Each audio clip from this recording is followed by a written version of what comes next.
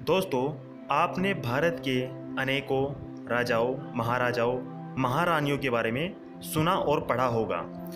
लेकिन दोस्तों, आज की इस वीडियो में आप एक भारत की ऐसी महारानी के बारे में जानेंगे जो न केवल एक कुशल प्रशासक थी, एक बेहतरीन योद्धा थी, तीरंदाज थी, साथ ही साथ लोग या फिर राज्य की जनता इन्हें राजमाता भी कहती थी और साथ ही साथ भारत के समस्त राजाओं, महाराजाओं और महारानियों में इन्हें देवीय दर्जा भी प्राप्त है, जो किसी भी राजा या रानी को प्राप्त नहीं हुआ है। इसीलिए लोग आज भी इन्हें देवी राजमाता अहिल्याबाई होलकर के नाम से जानते हैं या संबोधित करते हैं। अगर इनके देवीय दर्जे की बात की जाए तो दोस्तों, आदि गुरु शंकराचार्य के बाद अगर भारत में सनातन संस्कृति की सुरक्षा या संरक्षण के लिए किसी ने काम किया तो वो एकमात्र राजमाता देवी अहिल्याबाई होलकर ही हैं।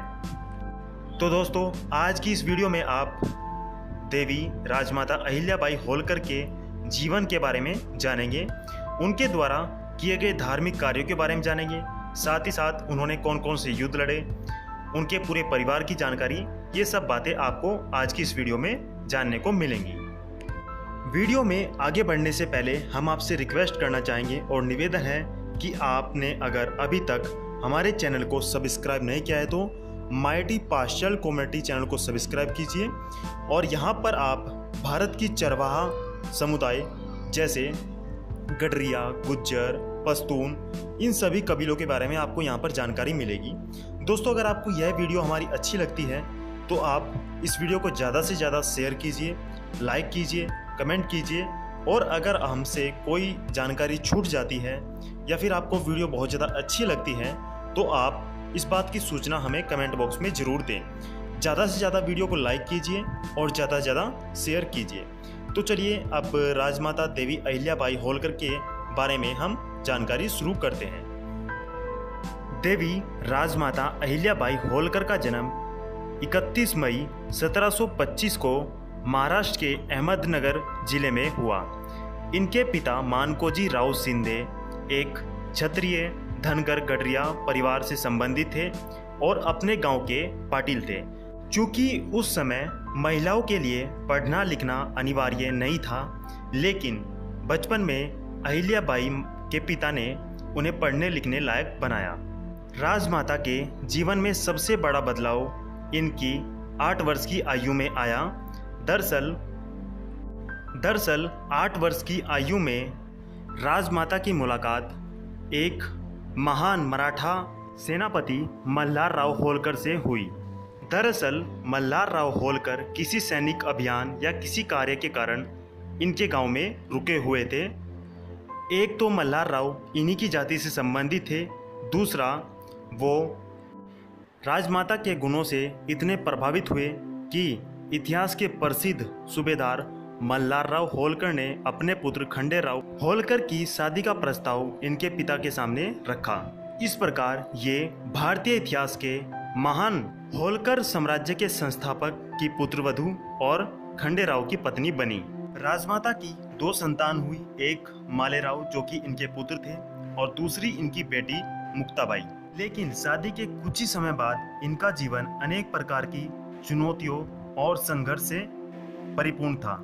चूँकि 12 वर्ष में इनका विवाह हुआ था और महज 19 वर्ष में इनके पति खंडेराव होलकर 1754 में कुंभेर के युद्ध में लड़ते हुए शहीद हो गए। पति की मृत्यु के बाद राजमाता सती होने के लिए तैयार हो गई, लेकिन उसके बाद इनके वृद्ध ससुर मल्हारराव होलकर ने इन्हें सती होने से रोका, क्योंकि वो चाहते थे कि उनकी मृत्यु के बाद राजमाता ही सारा राजकाज संभाले। यहीं से इनके जीवन के सबसे कठोर और संघर्षपूर्ण दिनों की शुरुआत होती है। पति की मृत्यु के कुछ ही दिन बाद इनके ससुर मल्हारराव होलकर की भी मृत्यु हो जाती है।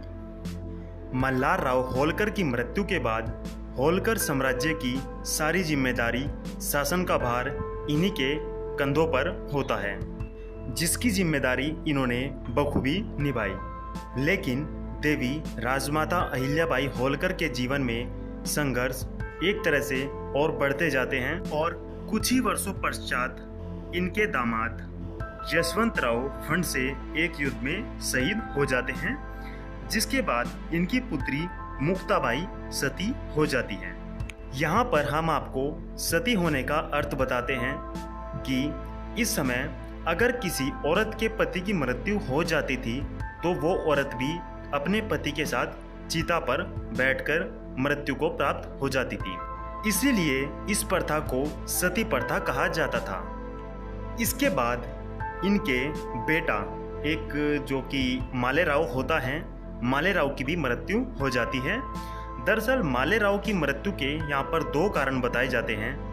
पहला कारण इतिहासकार उनकी मृत्यु को एक प्राकृतिक मृत्यु बताते हैं और दूसरा कई इतिहासकारों का ये भी मानना है क्योंकि राजमाता देवी अहिल्याबाई होलकर एक न्यायप्रिय शासक थी और उनका बेटा कई बार बहुत ज़्यादा गलत कार्य करता था, जिसके कारण उन्होंने अपने बेटे को ही सजा के तौर पर हाथी से कुचलवा दिया था। ऐसे में इन दोनों मतों में से कौन सा सही है इसके बारे में हम कुछ नहीं कह सकते हैं। हमने आपको दोनों मत यहाँ पर बता दिए हैं। तो चलिए अब हम महान होलकर साम्राज्य और उस पर शासन करने वाली राजमाता देवी अहिल्याबाई होलकर के शासन नेतृत्व को जानते हैं। राजमाता ने न केवल होलकर साम्राज्य पर एक कुशल शासिका के रूप में कार्य किया, साथ ही साथ उन्होंने राज्य की बाहरी और आंतरिक आक्रमणों से सुरक्षा भी की। चूंकि बेटे की मृत्यु के बाद राजमाता अपनी प्रजा को ही अपना संतान मानती थी और उन्होंने दत्तक पुत्र को गोद लेने से बिल्कुल मना कर दिया था, जिसके कारण राजपूताना क्षेत्र के राजाओं ने विद्रोह कर दिया था। क्योंकि होलकर साम्राज्य और मल्हारराव होलकर के शुरुआती दिनों से ही होलकर साम्राज्य समस्त उत्तर भारत को अपने अधीन रखता था।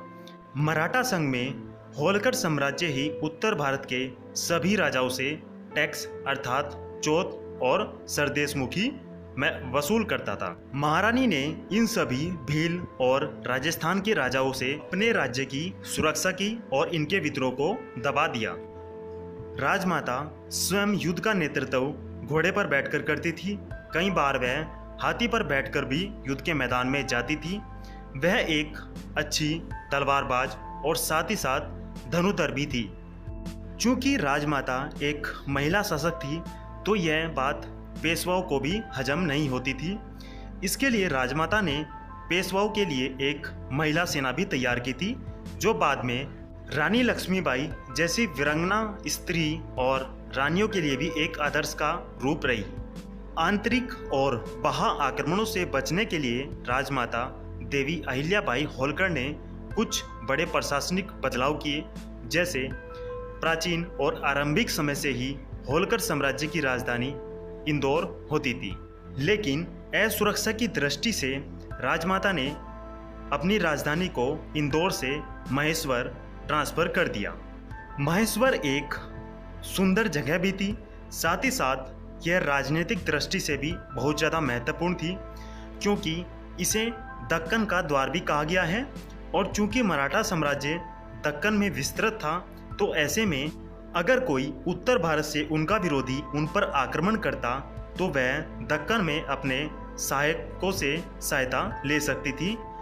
साथ ही महेश्वर नर्मदा नदी के तट पर बसा हुआ है और यहाँ से नदी मार्ग से भी दक्कन से सहायता ली जा सकती थी। इस प्रकार सभी इतिहासकार इस मत से सहमत हैं कि राजमाता देवी अहिल्याबाई होलकर न केवल एक शासिका थी बल्कि एक दूरदर्शी और कुशल शासिका थी, जिसने अपने राज्य की आंतरिक और बाह्य आक्रमणों से रक्षा की थी। तो चलिए अब हम राजमाता के बारे में कुछ ऐसी चीज़ें जान लेते हैं कि क्यों उन्हें प्राचीन सनातन संस्कृति का रक्षक संरक्षण कहा जाता है और इसी सनातन संस्कृति की रक्षा और संरक्षण के लिए उन्हें आदि गुरु शंकराचार्य के अलावा दूसरा स्थान प्राप्त है। प्राचीन भारत के सभी राजाओं और महाराजाओं में राजमाता ही एकमात्र ऐसी शासिका हुई जिन्हें देवीय दर्जा प्राप्त है। आज भी भारतवर्ष के लोग और भारत की सरकारें उन्हें देवी राजमाता अहिल्याबाई होलकर के नाम से संबोधित करते हैं और उन्हें याद करते हैं। तो चलिए जानते हैं। दोस्तों, राजमाता देवी अहिल्याबाई होलकर बचपन से ही शैव भक्ति और भगवान शिव की उपासक थी। राजमाता देवी अहिल्याबाई होलकर को कई बार लोग उनके भक्ति भाव से प्रभावित होकर उनकी तुलना राम और हनुमान जी की तरह करते हैं कि वो भी उसी प्रकार भगवान शिव की भक्ति जिस प्रकार हनुमान जी श्री राम के भक्त थे। प्राचीन भारतीय सनातन संस्कृति की रक्षा और सुरक्षा की अगर बात की जाए तो राजमाता ने उन सभी धार्मिक स्थलों का जीर्णोद्धार करवाया जिनको मुगल और उससे पहले बाहर से आने वाले मुस्लिम आक्रांताओं, गुलाम, मुगल और सुल्तानों ने तहस नहस किया था, खंडित किया था।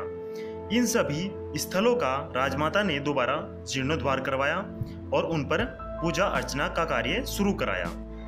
दोस्तों, यहाँ पर मैं कुछ ऐसे मंदिरों और धार्मिक स्थलों के नाम आपको बताऊंगा जिनका जीर्णोद्धार राजमाता ने अपने राज की संपत्ति से करवाया, जिनके बिना भारतीय प्राचीन सनातन संस्कृति आज भी अधूरी है। तो ऐसे प्रमुख स्थल हैं सोमनाथ, काशी विश्वनाथ, गया, अयोध्या, द्वारका, हरिद्वार, कांची, अवंती, बद्रीनारायण, रामेश्वरम, मथुरा और जगन्नाथपुरी।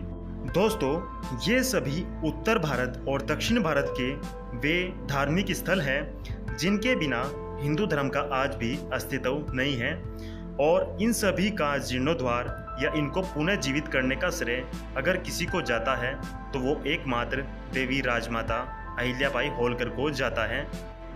देवी राजमाता अहिल्याबाई होलकर ने इन सभी धार्मिक स्थलों के जीर्णोद्धार अथवा इनको पुनर्जीवित करने के लिए अपने साम्राज्य का 90% हिस्सा दान में दिया था और केवल 10% या कह सकते हैं उनके कोष का केवल 10% जो धन होता था उसके माध्यम से उन्होंने अपने राजकाज को चलाया था।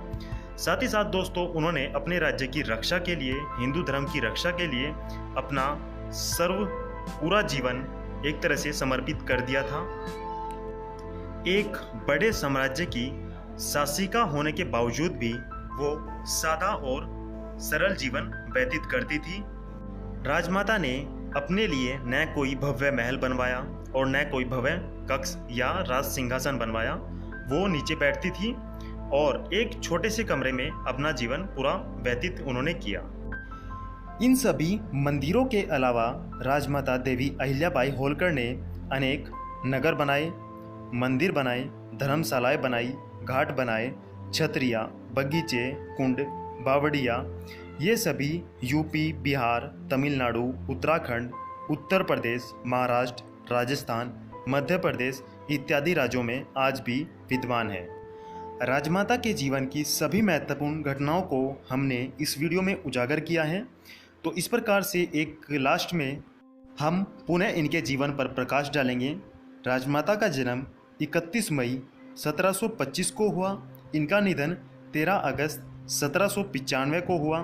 इन्होंने अपने राज्य की आंतरिक रूप से सुरक्षा की, साथ ही साथ बाह्य आक्रमणों से भी सुरक्षा की। इनका अक्सर टकराव मुगलों, राजस्थान के राजाओं और कुछ जनजातियों से हुआ। साथ ही आंतरिक रूप से जो मराठा संघ के अंदर इनको चुनौती मिली उसका भी राजमाता ने सावधानी पूर्वक और कुशल नेतृत्व के साथ सामना किया। तो इस प्रकार से राजमाता ने न केवल अपने राज्य की रक्षा की बल्कि पूरे भारत की प्राचीन सनातन संस्कृति की रक्षा की। वो एक शिव भक्ति और हमेशा अपने साथ शिवलिंग को रखती थी भगवान शिव के प्रतिनिधि के रूप में। उनके द्वारा किया गया शासन या उनके द्वारा किया गया कार्य सभी भगवान शिव की मर्जी से होते थे, ऐसा माना जाता है। जिन लोगों ने राजमाता का कार्यकाल देखा उन सभी का मानना है कि उस समय इनके जैसा व्यक्तित्व का धनी कोई और दूसरा नहीं था। इसलिए इस समय भी इनका दर्जा मानव से ऊपर रखा गया है और इनको देवी की दर्जा या देवी के साथ इनकी तुलना की गई है। राजमाता के द्वारा किया गया कार्य, शासन और प्रशासन आज भी सरकारों के लिए एक आदर्श है और वर्तमान सरकारें भी इसे अपनाती हैं, क्योंकि राजमाता बहुत ज़्यादा न्यायप्रिय थी। यहाँ तक कि उनके अपने कक्ष में एक घंटी लगी हुई थी जिसे एक रस्सी से बांधा गया था, जो रस्सी बाहर महल तक जाती थी। अर्थात कोई भी फरियादी रस्सी को खींचकर घंटी को दबाकर न्याय मांग सकता था और राजमाता तुरंत न्याय करती थी। तो दोस्तों, ये एक तरह से हमने राजमाता के जीवन पर यहाँ पर प्रकाश डाला है। अगर आपको वीडियो बहुत ज़्यादा अच्छी लगी है तो आप इस वीडियो को ज़्यादा से ज़्यादा शेयर कीजिए, लाइक कीजिए। हमसे कोई चीज़ छूटी हो तो आप कमेंट बॉक्स में बताइए। अब हम इस वीडियो को यहीं पर समाप्त करते हैं। और चूँकि हमारा जो लक्ष्य है वो गडरिया जाति या फिर जितनी भी चरवाहा जातियाँ जैसे पश्तून कबीले, साथ ही साथ गुर्जर, इन सभी के गौरवशाली इतिहास को प्रकाश में लाना है। तो अगर आपने हमारे चैनल को सब्सक्राइब नहीं किया है तो जल्दी से जल्दी चैनल को सब्सक्राइब कीजिए।